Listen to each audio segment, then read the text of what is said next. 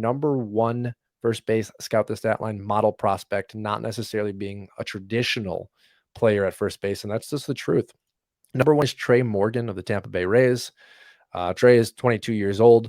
2024 line was 10 home runs, 20 stolen bases, a 324 average with a 408 on base percentage. His scout the stat line peak model has him comp to David Wright.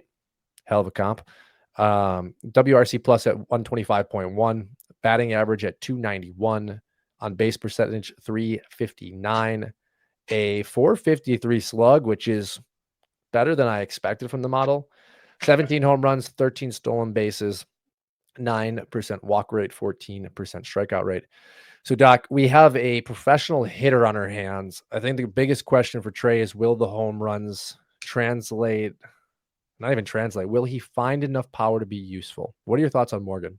Yeah, it's funny. Like, I wanted to say that Burleson kind of lacked that traditional pop. He still got 21 home runs last year. And what was really his breakout year? But, if you think Burleson's non-traditional, Morgan is a whole nother level. He's going to hit. He's going to hit the ball quite a bit, and that's going to play. He'll be an MLB player for quite some time. I just don't know if we're getting power here, man. I mean, it's not like he's 18 years old. He's already 22. He'll be 23 next season. Which also maybe keep an eye on this, because he's only got 21 AA games under his belt.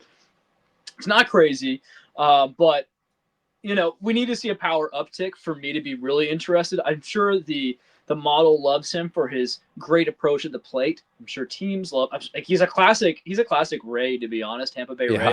Like, a guy like, oh, cool, man, he's pretty good. I'm never gonna own him. It's like, it's not. He screams Yandy Diaz, doesn't he? Yeah. Like, I mean, 10 home runs in 100 games, and a lot of those, most of those were in lower minors. Like, if we're gonna kind of knock it down, when I see 10 home runs over 100 games, let's just say that's at single A. You can you downgrade it if that's done at single A, high A, and then it's done at double A, and it's done at the major leagues. Like, I don't expect you to translate. I expect you to lose a little off the top every time. You could maybe make an argument. You can definitely make an argument for, well, what if his skill improves as well? Well, that's the battle, right?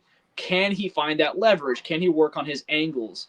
And we're gonna find out. But clearly, we're not seeing natural raw power from Tre Morgan. So if he gets some buzz next year, if he has buzz right now, I wouldn't mind moving him. And he should have some buzz because he's number one on the SDS, rankings. I personally wouldn't have him as my number one that I want, but yeah, he's a really weird guy. What do you think, Matt? My thoughts are very similar to yours. I think we have looked at the model now for a few years while working with Scout the Stat Line, and I think it brings a unique approach. It brings really that analytical approach, right? The Moneyball approach on base percentage, contact, power is in the model secondary at times. And the truth is, he's going to have to hit 15 to 20 home runs to be fantasy relevant for me, because as I referenced him to Diaz always finds his way on my bench because he's a liability. Unless I'm able to build a team with, say, a Kyle Schwarber, where I'm kind of offsetting one another with the batting average. But again, we've talked about that before. It's kind of how you're building your roster. It's roster construction.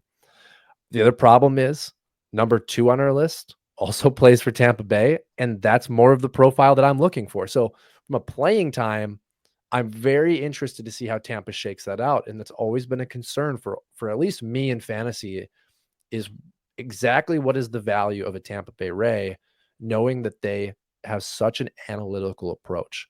Yeah. Playing time is really big. And people are going to see 20 stolen bases last year in 100 games, and that's way better and weird from a first baseman. Red flags, folks. Mm-hmm. Just one more red flag here for you, in case that wasn't enough.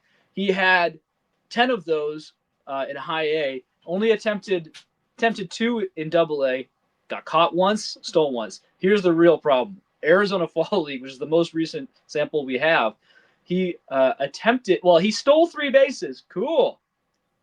He stole 1 base, caught stealing 3 times. It's not going to play. I mean, it doesn't look like it's going to play. And that's not even your best pitchers. It's not your best catchers. So I think you can forget about the speed. Yeah, That's no, for sure. I'm on board with that. He Yeah.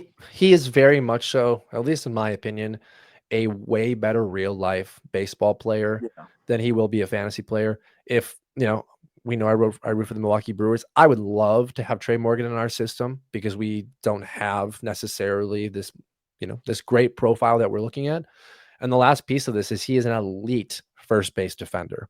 That doesn't matter for us necessarily in fantasy, but it does matter at the pro level. So I don't dislike him being number one in the model. I understand where the model's coming from. Mm-hmm. It's It sees not those 20 stolen bases. It's not wondering how he did it.